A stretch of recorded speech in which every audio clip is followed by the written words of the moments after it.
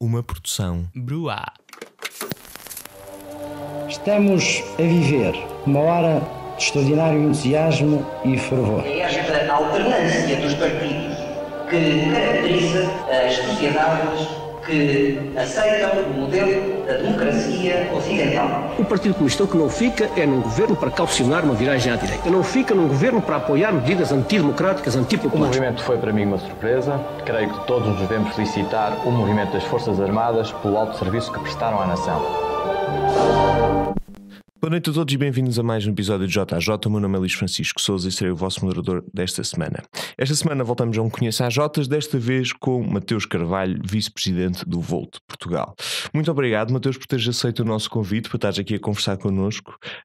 O Volt é um partido não só novo aqui no espectro político português, como, pelo que eu consigo perceber das minhas leituras, um partido radicalmente diferente daquilo que nós temos em cima da mesa, nomeadamente a nível de princípios, valores, mesmo de ideologias que o motivam. Portanto, eu ia-te passar aqui a palavra e ia-te pedir então que tu nos fizesse aqui uma breve apresentação do Volt para quem está lá em casa e quem não conhece bem o partido, e ia-te perguntar, sendo que isto é um programa que por norma fala sobre estruturas de juventudes partidárias, perguntar se vocês por acaso têm alguma juventude partidária, se não têm, porque é que não têm, se potenciam ter. Portanto, apresenta-nos o partido e fala-nos da tua postura em relação às juventudes partidárias. Desde mais, muito obrigado pelo convite, Luís. É um prazer estar aqui a apresentar o Volt. Respondendo muito rapidamente à pergunta, não, nós não temos nenhuma juventude partidária, já explico mais no final porquê. Antes gostaria um pouco de explicar de facto como é que o Volt surgiu. É um projeto extremamente recente. O Volt é o primeiro partido pan-europeu, ou seja, um partido presente em toda a Europa. Foi uma ideia que surgiu através de uma conversa entre três amigos, um italiano, uma francesa e um alemão. Parece uma piada de bar, mas não. E basicamente foi em relação ao referendo do Brexit. Quando o Brexit, o referendo ganhou sim, eles ficaram extremamente chocados, viram, pela primeira vez, sentiram um projeto europeu que trouxe paz a um continente, que trouxe prosperidade e um nível de integração que noutras décadas nunca seria pensável. E viram-no ameaçado, então sentiram a necessidade de facto de criar uma força política que conseguisse lutar pelo projeto europeu, conseguisse reformá-lo para que funcionasse melhor, para que estivesse mais próximo dos cidadãos, e surgiu a ideia de facto de criar o primeiro partido que de facto tivesse presença em toda a Europa, que de facto fosse capaz de apresentar uma visão para a Europa, e foi assim que surgiu o Volt, que foi primeiro lançado como um movimento através de uma página de Facebook em março de 2017. Rapidamente crescemos para 30 países em toda a Europa, todos os 27 da União Europeia, Reino Unido, Suíça e Noruega. Somos já partido em 14 países. O Volt de Portugal foi o 14º a registar-se este verão, a 25 de junho. Conseguimos até concorrer às eleições europeias em 8 países, sob um único programa eleitoral elaborado por todos os membros do Volt Europa, portanto, até membros portugueses podiam ajudar a elaborar, e votado por todos os membros do Volt Europa. Portanto, através de um único programa eleitoral fomos capazes de fazer uma campanha pan-europeia nesses 8 países em que concorremos e elegemos um eurodeputado nas eleições europeias pela Alemanha, o Damien Buslager, que é um dos fundadores. E foi assim que o Volt Portugal também foi o primeiro partido que, ainda antes de ser formalizado, já tinha representação no Parlamento Europeu. Também é uma estreia aqui na política portuguesa.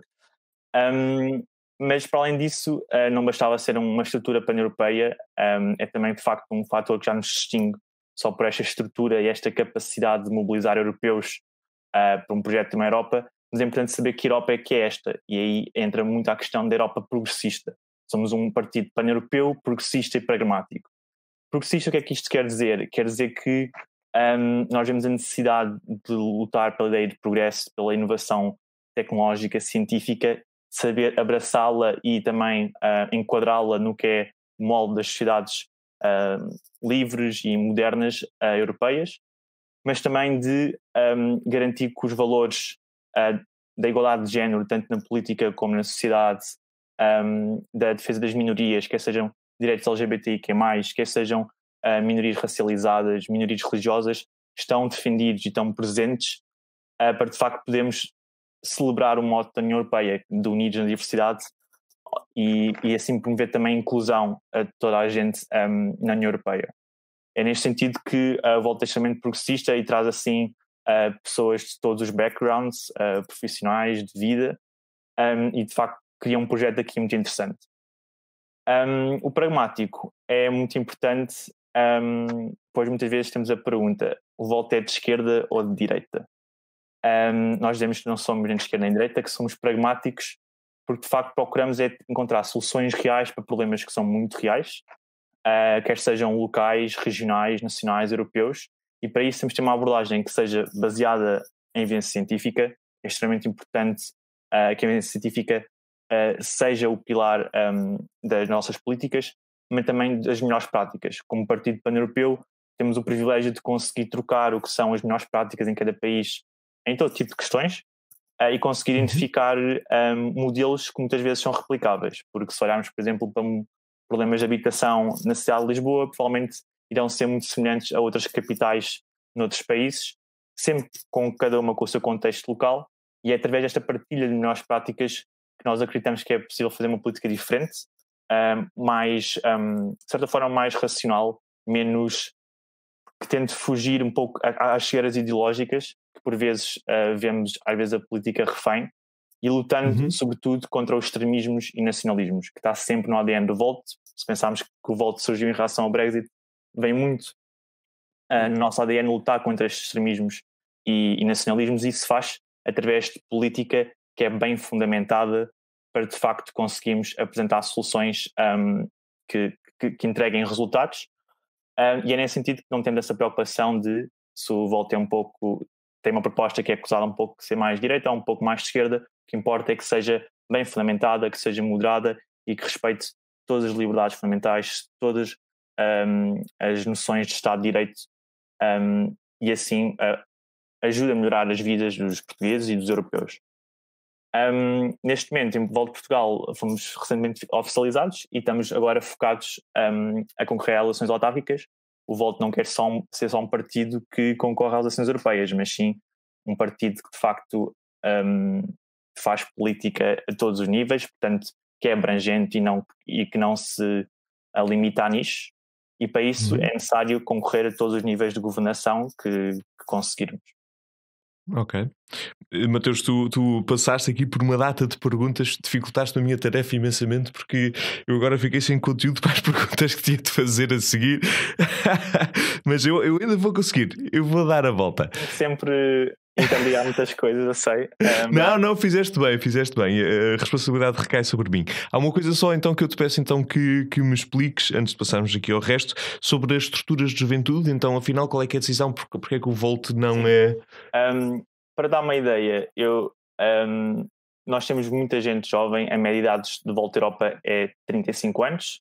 Não somos um partido de jovens no sentido em que passamos um partido verdadeiramente inclusivo, que é um partido para toda a gente, independentemente da idade.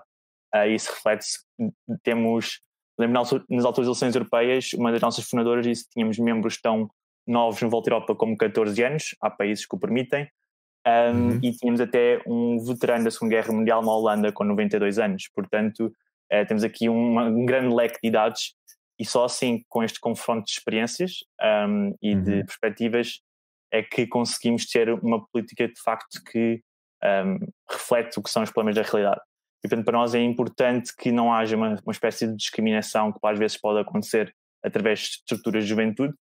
É um pouco, se eu quiser ser um pouco mauzinho, é um pouco como comprar às vezes também as jotas à piscina das crianças ou à mesa das crianças no Natal. Portanto, às vezes criam-se estruturas em que os jovens depois acabam por ter ali uma estrutura paralela ao partido, e isso é algo que o Volt quer evitar. Queremos de facto que os jovens tenham tanto direito de participação como o membro mais velho que existe. Isso se faz através de um único partido, sem qualquer discriminação, e garantindo que há um mérito de ideias. Portanto, se calhar há ideias excelentes de um jovem de 18 anos ou de um senhor de 87, e é importante que haja esse confronto de ideias, sobretudo. Isso por acaso é engraçado, porque é uma transformação que nós estamos a ver que separa um bocadinho alguns partidos da velha política da nova política, porque, por exemplo, o Bloco de Esquerda não tem uma estrutura de juventude formalizada, a Iniciativa Liberal também não tem vários núcleos de juventude, mas não sei se tem uma estrutura nacional de juventude também formalizada, e agora o Volt também, sendo o mais recente, também pelos vistos não está a seguir pelo mesmo caminho. Portanto, eu começo a achar que qualquer dia o meu programa está destinado a desaparecer, porque não há cada vez menos juventudes partidárias. Portanto, o que é que nós estamos aqui a fazer? Mas, Mateus, eu quero aqui chamar a atenção ao pedir, tu fizeste uma explicação fenomenal, mas há aqui 3 pontos em particular que eu acho que são interessantes reforçar para quem está lá em casa, porque são efetivamente algumas palavras bastante novas que são trazidas aqui para o léxico político. O progressistas é uma coisa que nós até apanhamos com alguma regularidade, se bem que acabamos sempre por lidar com interpretações diferentes do termo. Porque, e isto é que eu também pedia-te um bocadinho, de certa forma, que acabasses por explanar aqui um bocadinho melhor, porque maioritariamente quando falamos de progressistas acabamos por ter se calhar uma visão muito americana sobre o assunto, não é? Imaginamos se calhar um bocadinho aquela esquerda americana que está cada vez a surgir mais, a esquerda democrata, e eu gostava de saber se vocês se identificam com essa imagem, com tudo o que há de positivo e de negativo que está a surgir com o mesmo agora. Uma política muito mais de safe spaces, tu estás familiarizado com o que é que eu estou a dizer. E depois vêm 2 termos aqui que são completamente diferentes e radicais para o paradigma político português, que é o pragmáticos, que até às vezes é entendido quase como uma coisa negativa, não é? Parece que uma pessoa, se é pragmática, é ideológica e por consequente procura o poder só pelo poder, enquanto não, vocês apresentam-nos aqui uma solução de pragmatismo como quem procura as melhores soluções. Se bem que eu, para mim, tenho sempre a dúvida se as melhores soluções não têm, e gostava de saber a tua opinião sobre o assunto, não têm uma implicação ideológica por trás, percebes? Gostava de saber o que é que tu pronunciarias sobre isto. E mais interessante de todos, que é a concepção do pan-europeu. Portanto, vocês são pan-europeus na estrutura, portanto, estendem-se à volta ou por toda a Europa, como já vimos aqui, 30 países, mas ao mesmo tempo gostava de saber, em última instância, a vossa visão da Europa também é pan-europeia, é federalista, porque também quando falamos da Europa há várias terminologias. Essa componente extremamente importante, sim. Não. Portanto, também gostava de saber com... Basicamente, é interessante que pegues nesses, o que nós chamamos dos 3 P's, pan-europeu, progressista e pragmático, porque é extremamente importante que se veja ao volta sempre com esses 3 eixos interligados. Tentando começar a se calhar pelo pan-europeu, de facto reflete-se muito a estrutura, não é? Somos um primeiro partido de facto com uma estrutura europeia, nós temos uma direção europeia, temos equipas funcionais a nível europeu que se coordenam com as nacionais, com as locais, existe uma comunicação e coordenação constante, e também existe uma direção política do movimento.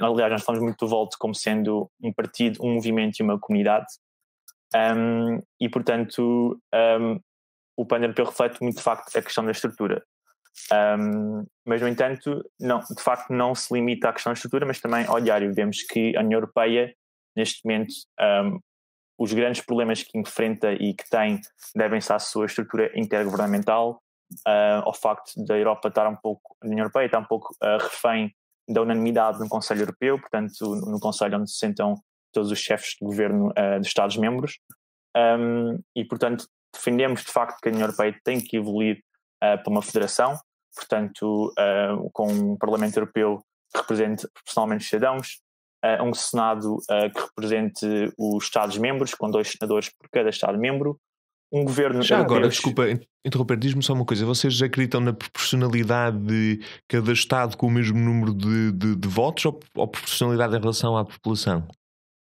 Proporcionalidade no Parlamento em relação à população, portanto garantir que o Parlamento Europeu deve representar portanto nós até tivemos uma policy recentemente aprovada que detalha mais que tipo de reforma da União Europeia nós envisionamos, e defendemos até um sistema misto no Parlamento Europeu, um pouco à semelhança do Bundestag alemão, de ter tanto círculos uninominais como listas. Portanto, uma pessoa para o Parlamento Europeu pode votar tanto no partido como num representante próprio. e deve de facto representar proporcionalmente os cidadãos. Portanto, Portugal vai sempre ter menos representantes que Espanha. Mas vocês não têm medo que isso crie uma assimetria no processo é isso europeu? Que ia dizer. Isso é sempre contrabalançado pelo Senado. O Senado é extremamente importante que sejam representantes eleitos pelos cidadãos, não o que é atualmente. Nós defendemos que o Conselho Europeu deve ser radicalmente reformado. Até temos por 2 fases. Uma primeira fase não envolve reforma de tratados, a segunda já envolve, que é mais estrutural, para que tenhamos 2 senadores eleitos diretamente pelos cidadãos que representem os interesses dos Estados-membros. E, portanto, qualquer legislação, atualmente, e numa federação também seria assim, tem que ser aprovada tanto por uma maioria de representantes do Parlamento Europeu, tanto por uma maioria no Senado. E, portanto, rapidamente, se calhar, normalmente o grande medo é isso, a Alemanha vai dominar a Europa e é uma grande potência industrial. Na verdade, a Alemanha terá 2 lugares nesse Senado e rapidamente um conjunto muito grande de países pequenos consegue coligar-se, vamos dizer assim, e votar contra propostas que não lhes seriam benéficas. E, portanto, isso promove, de facto, um diálogo e permite ao... temos um Portanto, Senado... esse Senado teria poder de veto sobre as propostas emergentes do Parlamento Europeu, era? Não é um poder de veto, simplesmente uma proposta num sistema federal, uma peça legislativa tem sempre que ser aprovada tanto pela Câmara Baixa e a Câmara Alta. Pronto. Por uma das câmaras, ok. E isso é importante porque de facto é essa a magia do sistema federal que permite ter tanto representado a maioria de cidadãos como a maioria de Estados, porque atualmente o que acontece com o Conselho Europeu é que os países estão reféns por unanimidade. Nós temos, para mim, a crise de refugiados, por exemplo, é uma mancha na União Europeia em termos de não fomos capazes de cumprir os nossos valores europeus. Demos uma resposta que foi extremamente fragmentada basicamente pelo Clube dos Visegrado, 4 países, Hungria, Eslováquia, Áustria e Polónia, se não estou enganado, espero não estar enganado nos países, que bloquearam uma reforma mais estrutural, uma recolocação de refugiados, uma ata de medidas que seriam importantes para de facto ajudar pessoas em situações desesperadas. E basicamente foi também, acho que é um caso paradigmático, não só em que traímos um pouco os nossos valores, mas também em que deixámos países como a Grécia e a Itália, que estavam na frente deste problema, um pouco mais isolados. E, portanto, a unanimidade tem esse problema, não permite, uma democracia deve ser à base das maiorias, não é? E não da unanimidade. Mas também só para responder ao resto da pergunta, porque lá está, é importante ver as questões todas juntas. O pragmático progressista, eu vejo sempre as coisas muito juntas porque quando as pessoas perguntam, lá está, nós nos consideramos de esquerda, não diria que não nos revemos muito no progressismo americano porque é extremamente identitário e isso traz todo um tipo de problemas que às vezes quase parecem promover uma certa exclusão baseada na identidade pessoal de cada um, de onde vem, mas sim num progressismo que valoriza a diversidade e a inclusão ao máximo, de que tem que estar no centro político e não como um acessório. Daí a importância da paridade de género na política, a importância da representatividade de minorias. Estávamos a falar antes da conversa dos nossos vídeos no Facebook, procurámos refletir ao máximo a nossa base de membros, passa por esse tipo de coisas. A representatividade tem esse poder de trazer perspectivas diferentes e garantir que esse mérito vem de todo tipo de áreas da vida. Mas também não para só por aí. O progressismo também da questão de lá está, não vemos tanto que hoje em dia a divisão seja tanto esquerda-direita, mas cada vez mais progressista e conservadores. E aqui é muito importante que tenhamos uma Europa progressista, uma Europa onde exige o chamado casamento para todos, independentemente da tua orientação sexual, adoção para todos, e esse tipo de medidas são extremamente poderosas no sentido em que trazem segurança das liberdades e direitos de cada um, e por outro lado que sabe usar a inovação que está cada vez a um ritmo mais acelerado e sabe enquadrá-la para que de facto beneficie a prosperidade das sociedades, e não, portanto, há sempre problemas como redes, agora com a inteligência artificial, redes sociais, que é preciso uma regulação que sabe enquadrá-la para que de facto maximize os seus benefícios e minimize Isso por acaso era uma coisa que eu te ia perguntar. Vocês sentem que isso vai causar aqui alguma dificuldade de... ou seja, realmente há aqui uma lógica que pode extravasar a questão da ideia de esquerda ou de direita, mas sentes que isso vai ser mais difícil ou menos difícil de comunicar ao eleitorado? Achas que o eleitorado está pronto para aceitar estas realidades? Extremamente difícil. Já agora como é que o tencionam fazer então? Tem bastante... É bastante curioso que as pessoas são extremamente agarradas à ideia de esquerda e direita, que é extremamente vaga. Eu dou sempre o exemplo, sempre fui um grande defensor de luta contra as alterações climáticas, considero mesmo que é a maior crise da nossa geração, e também sempre fui muito focal sobre direitos humanos. Isso por vezes merecia-me o catálogo de esquerda, e eu ficava parvo porque não conceito que os direitos humanos, alterações climáticas, desafios que são absolutamente universais para qualquer ser humano, não podem ser catalogados nem de esquerda nem de direita.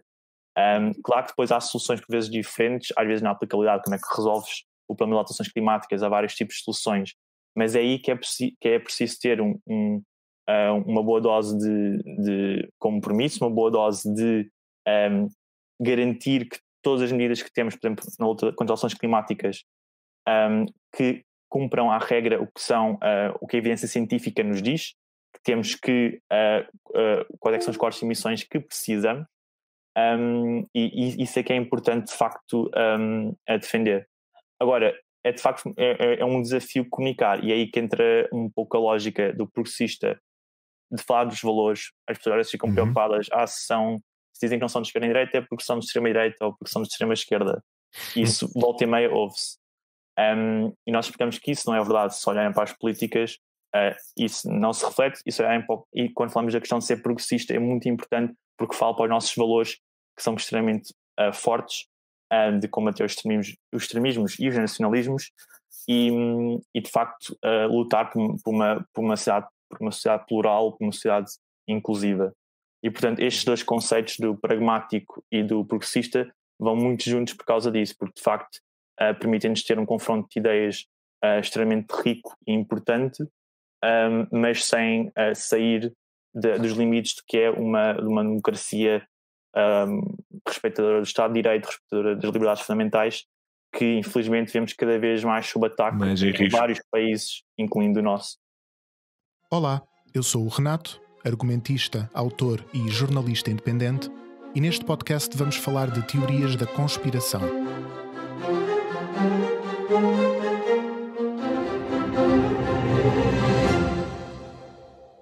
Já deram por vocês às 4 da manhã, com insónias, no recanto mais obscuro da internet, a um salto de fé de acreditar que o mundo é governado por uma elite de extraterrestres? Eu já. Ou, pelo menos, quase. Neste podcast, vamos explorar de onde vêm e por que surgem as teorias da conspiração. E por que raio todos agora temos uma tia que é contra as vacinas. A culpa não é recente e vamos ter de voltar muito atrás no tempo. Mas não só. Que verdades podem esconder as teorias da conspiração? Ou, dito de outra forma, que nos dizem elas sobre as ansiedades, preocupações, medos e incertezas de quem as constrói e defende? Para ouvires o Teorias da Conspiração, basta seguir em qualquer aplicação de podcast, Spotify, Apple Podcast, em qualquer lado, mesmo no YouTube. Se preferires, podes meter o teu chapéu de alumínio, ir para o contentor do lixo e esperar pela nossa mensagem. Nós vamos mandar-te a mensagem. Se gostares do programa, não te esqueças de deixar uma review no iTunes e de aconselhar o Teorias da Conspiração ao teu amigo que sabes que é reptiliano. Até à próxima e não te esqueças, muito, muito cuidado.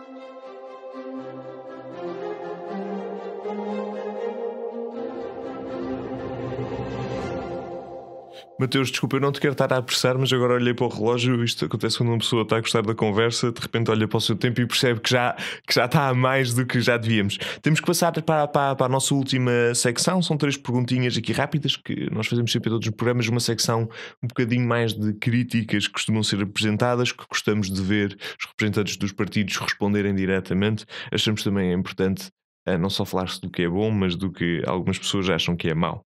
E uma das coisas que foi falada, trouxeste no início da tua apresentação, e eu gostava de saber aqui com um bocadinho mais de desenvolvimento. Portanto, quando se fala de partidos de causas, ou pelo menos mais direcionados para uma causa em particular, como no vosso caso é a causa europeísta, há sempre aqui uma preocupação ou uma dúvida de se eles só se preocupam com a Europa, como é que eles vão ser capazes de participar no resto das eleições? Como é que um candidato que tem como enfoque essencial a Europa vai participar numas presidenciais, numas legislativas e particularmente numas autárquicas, que são um desafio que temos aqui entre mãos? Foi as mesmas questões que foram levantadas com o PAN, as mesmas questões que inicialmente foram levantadas com o LIVRE. Vimos como é que todos eles resolveram essa situação, não é? Participaram normalmente, mas gostava de saber se isto é uma coisa que vos preocupa, até porque, pelo que eu percebo, vocês têm uma partilha de tomada de decisões e uma proximidade muito grande com os restantes núcleos internacionais, e neste caso em particular já não haverá esta proximidade. Portanto, estou muito curioso para saber como é que se concordam com esta crítica e como é que vão fazer este processo. Primeiro, acho que discordo só pelo facto de o europeísmo do Volt não é uma causa. Por exemplo, às vezes o Volt tem ideologias e só o europeísmo em si pode ser visto como a defesa de uma Europa, e mesmo o federalismo são ideologias e visões do Volt. O Volt tem uma visão abrangente da sociedade. Eu, por exemplo, eu vou ser sincero, eu não me juntei pelo federalismo, eu tornei-me federalista à medida que entendi o que é que me envolvia, mas juntei-me ao Volt muito pelas propostas fantásticas que conseguia lutar numa Europa unida, desde alterações climáticas, refugiados, a nível de impostos europeus sobre empresas multinacionais, por exemplo, e de facto nós temos uma visão abrangente dos temas. O que nós temos é uma perspectiva europeia, ou seja, é muito importante, como não falamos de Europa só quando há europeias ou quando há um problema. Muitas vezes vemos que os governos nacionais adoram usar a Europa como bode expiatório, portanto tudo corre mal, a culpa da Europa, tudo corre bem, é fruto do esforço de nível nacional. O Brexit é talvez o melhor exemplo disso, pelos piores motivos. Mas de facto nós temos que contra-argumentar essa narrativa, porque não é a verdadeira, desmistificar a Europa, portanto ter aqui também este papel pedagógico de explicar como é que as instituições europeias funcionam e porque é que às vezes não funcionam, porque é uma arquitetura extremamente complexa, e portanto é ter nessa perspectiva europeia e essa narrativa europeia de lembrar que nós ao fim do dia somos portugueses e europeus. Uma coisa que eu adorei no Volt é conhecer centenas de pessoas que são de facto europeístas. Por exemplo, uma das pessoas que faz parte da direção europeia é uma rapariga de 24 anos de ascendência turca, irlandesa, que vive na Alemanha. Não há ali uma identidade claramente europeia vincada, e há muita gente, e há cada vez mais gente que se sente assim, e portanto, como é que nós concorremos a outras eleições? Nós temos de facto a preocupação de Think European, Act Locally. Portanto, tentamos também incorporar estruturas de community organizing no nosso partido, de forma a envolver as comunidades, envolver as populações locais na resolução de problemas, na captação de soluções, e através deste tipo de método conseguimos também dar a resposta ao nível local. E depois ainda há exemplos muito importantes, que é a partilha de melhores práticas. Sendo um único partido, por exemplo, recentemente o Volta Alemanha ganhou uma série de lugares a nível local, e uma das campanhas de uma das cidades era vamos usar soluções nos transportes como fez Viena, vamos usar soluções de habitação como fez Madrid. Estou aqui a inventar cidades que não me lembro. Mas de facto é possível ter uma narrativa europeia e apresentar soluções que são de facto boas para qualquer nível de governação, desde que sejam de facto fundamentadas. Aqui voltamos sempre à questão de ter propostas bem fundamentadas, com melhores práticas e com evidência. E portanto isso, o Volt não é um partido de causas, mas é de facto um partido abrangente e com uma visão de futuro para o país e para a Europa, que é algo que por vezes atualmente parece que vemos só os governos um pouco numa gestão constante governativa, sem qualquer projeto futuro. E isso é importante que haja. Qual é que é o papel de Portugal na Europa, qual é que é o papel da Europa no mundo. E aqui quem Já agora, rapidamente indo só às presidenciais também, porque acho que o papel do presidente é sempre aqui uma figura muito... tem um papel muito específico, não é? De equilíbrio, de consenso, ao mesmo tempo não pode ser muito ideologicamente avincado ou não. Portanto, na visão do Volt, qual é que é a ideia de um bom presidente já agora? De um bom presidente da República? Sim, da República. Pronto, porque o Volt, a nível de modelo federativo, também defende um presidente da União Europeia, portanto, primeiro-ministro e presidente da União Europeia. Só daí a pergunta. A nível, sim, de facto, defendemos que é importante haver um presidente da República que garanta que o governo está a cumprir com os seus mandatos e com o que foram as suas promessas eleitorais, e que garante que há um respeito pelo Estado de Direito e pelas liberdades fundamentais. Isso é extremamente importante num presidente. Nós, recentemente, este domingo, tivemos uma auscultação aos membros, que foi anunciado no Congresso, para que eles se pronunciassem sobre se o Volt deveria apoiar alguma candidatura presidencial. 65% dos membros disse que não deveríamos apoiar nenhuma candidatura, ainda muito cedo na vida partidária do Volt Portugal, e, portanto, a Comissão Política Nacional já se comprometeu, já decidiu até em reunião, propor ao Conselho Nacional, porque é aí que se decide formalmente, sob proposta da Comissão Política, a não recomendação de voto, o não apoio a nenhuma candidatura presidencial. Portanto, vamos estar aqui de facto focados nas autárquicas e de facto muito focados em falar na importância de termos um presidente que defenda as liberdades fundamentais e o Estado de Direito, que é extremamente importante. Excelente. Vamos passar então aqui às próximas perguntas. O nosso tempo, o programa vai acabar por ser um bocadinho mais longo, porque a conversa também está a correr muito bem. Uma das coisas que eu estou muito curioso para saber, que é... Por norma, quem tem uma visão europeísta em Portugal e uma agenda mais progressista, se não que propriamente pragmática, já tem aqui alguma oferta política por onde ir procurar. Nomeadamente o Bloco de Esquerda, se calhar mais numa visão tradicionalista interna, e o LIVRE, que se marcou aqui se calhar com uma agenda mais europeísta. Em que medida é que tu achas que o Volt...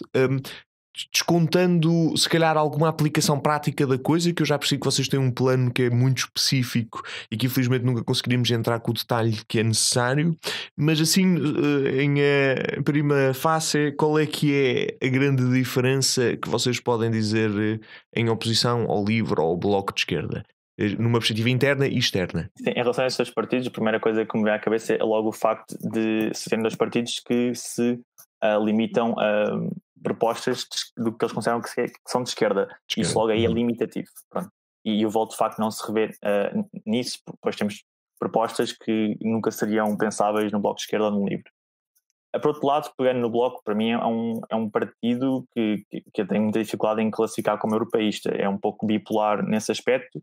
Lembro-me que quando eu era mais novo, no pico da crise financeira e das dívidas soberanas, o Bloco chegou a falar que era preciso pensar e preparar a saída do euro, que mais tarde vieram tentar desmentir, mas isso foi uma posição na altura, e eu lembro na altura isso para mim foi um grande choque, de facto, quase a ignorância do que seria o impacto brutal económico da saída da zona euro, e portanto o Volt tem aqui uma crença, lá está, uma ideologia de que a Europa precisa de mais integração, e para funcionar bem precisa de uma verdadeira democracia europeia. Aqui o Volt quer responder à pergunta de como é que construímos a democracia europeia, e é aí que entra o federalismo. O Volt não é só europeísta, é federalista, e isso é algo que tanto o Bloco de Esquerda definitivamente não é. O LIVRE, apesar de ser muito europeísta e aqui namorar a ideia de federalista, não é assumidamente federalista, o Volt é.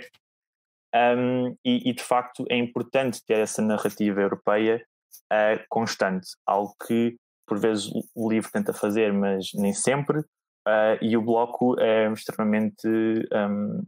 foca-se muito a nível nacional, não celebra tanto a ideia da Europa, e sobretudo queremos uma Europa progressista, mas que não se limite a propostas de esquerda. Portanto, acho que isso também é muito importante ter em diferença, e sim, diria que excelente.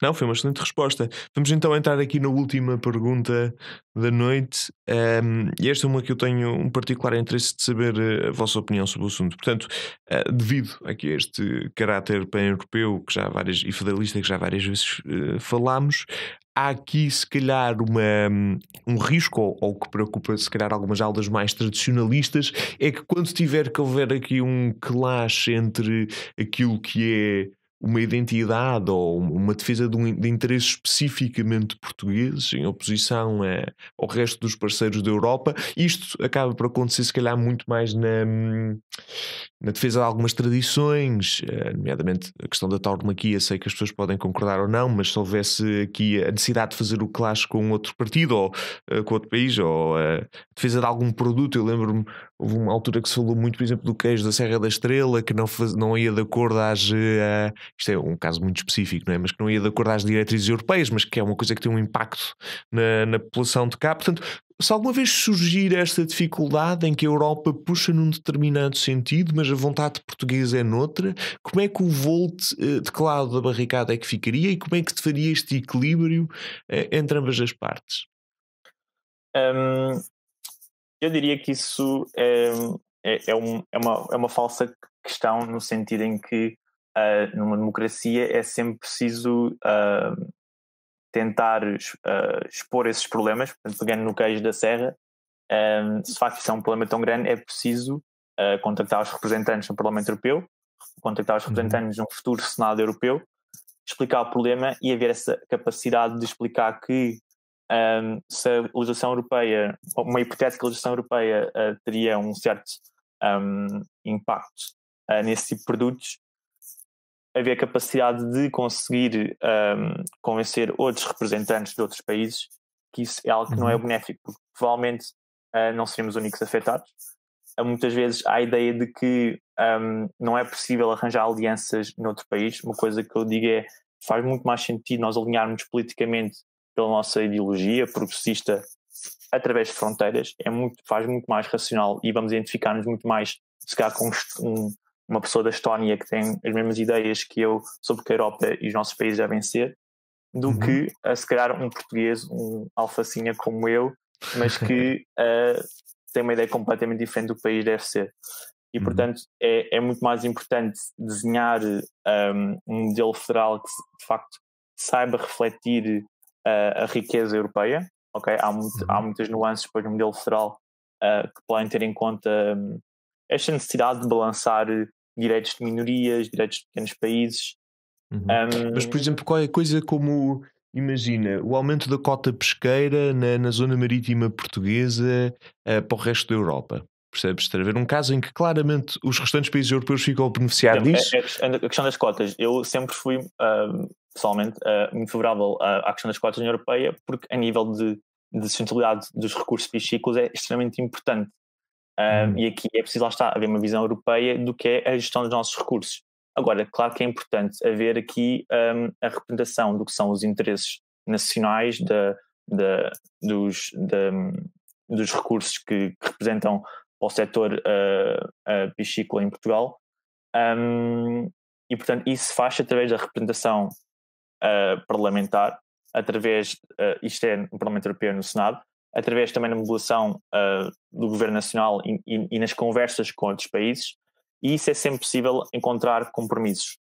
É a mesma coisa do que nós temos numa Assembleia da República que representa portugueses das ilhas, representa portugueses do Porto, de Lisboa, de Porto Alegre, que têm necessidades extremamente diferentes. E aqui é importante haver essa capacidade comunicativa de dizer isto é um assunto que vai impactar localmente de maneira desastrosa, e haver essa capacidade de, ok, vamos então falar e perceber como é que podemos alterar a legislação nesse sentido. Isso depois é a política, é o compromisso, é a negociação, é encontrar parceiros para o que são os problemas, porque as cotas, quando afetam Portugal, também afetam Espanha e afetam outros países. Exatamente. Era isso que eu estava a pensar, que realmente... A negociação acontece sempre, é natural, é a base da política. As nossas preocupações acabam por nunca ser só inteiramente nossas, porque acabamos por encontrar parceiros do outro lado com quem conversar. É isso mesmo. Desculpa. Não, é isso mesmo. Mateus, estamos mesmo então na última questão da noite. Muito obrigado, tem sido uma conversa fenomenal. Nós acabamos sempre com a mesma questão, que é O que é que tu dirias a um jovem que está a começar a ficar politizado e não sabe para que lado da barricada quer ir e está a ponderar o Volt? Que mensagem é que tu lhe partilhavas? Eu diria que é importante que se envolva. A política não é uma coisa estanque, que é uma coisa que é algo que acho que muitas vezes há esse complexo entre as pessoas mais jovens, e eu incluído, que a política partidária é algo estanque, não é? Pelo menos o Volt tem de facto essa preocupação de ser algo flexível, em que a pessoa tem a liberdade de se envolver aos mais variados níveis. Eu partilho sempre a minha experiência quando me juntei ao Volt. O nosso programa europeu, o nosso mapa europeu de políticas, que dá coesão e direção política ao movimento da Europa, tem visão para toda a Europa e políticas europeias, estava prestes a sair a votos, estava numa fase de comentários, que foi quando eu entrei no Volt, e eu consegui na altura propor ainda propostas fundamentadas, que foram integradas nesse programa e foram votadas e aprovadas. Isto é um nível de abertura, mas também ao mesmo tempo de preocupação de que hajam propostas bem apresentadas, que dificilmente se encontra e que é importante promover através da participação ativa de todos os membros. E é assim que o Volt se organiza, é assim que construímos políticas. São baseados, todos os membros que escrevem os programas políticos, não são as direções nem as comissões políticas, são os membros que escrevem o programa político, tanto a nível europeu como nacional como local, e portanto depois são aprovadas também pelos membros. E eu acho que só por aí é um fator distintivo. E por outro lado, nós também combinamos campanhas, o que nós chamamos de inovação, social innovation, inovação social, em que procuramos também de facto interligar a política partidária com a política ativista. Muitos jovens hoje em dia fazem política pelo ativismo, pela pressão junto dos governantes, e isso também se pode fazer através de uma força política.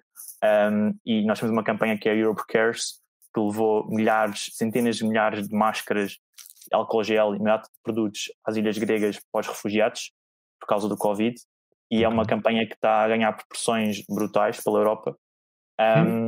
E é um exemplo disso, que é possível fazer diferença também através do ativismo. E é isso que de facto distingue o Volt também, essa combinação única. Bem, eu acho que conseguiste responder a tudo. Mateus Carvalho, vice-presidente do Volt Portugal, muito obrigado por teres aceito o nosso convite e ter estado aqui neste programa connosco. Da minha parte, resta-me apenas desejar a todos uma boa noite e vemo-nos para a semana. Obrigado. E muito obrigado pelo convite.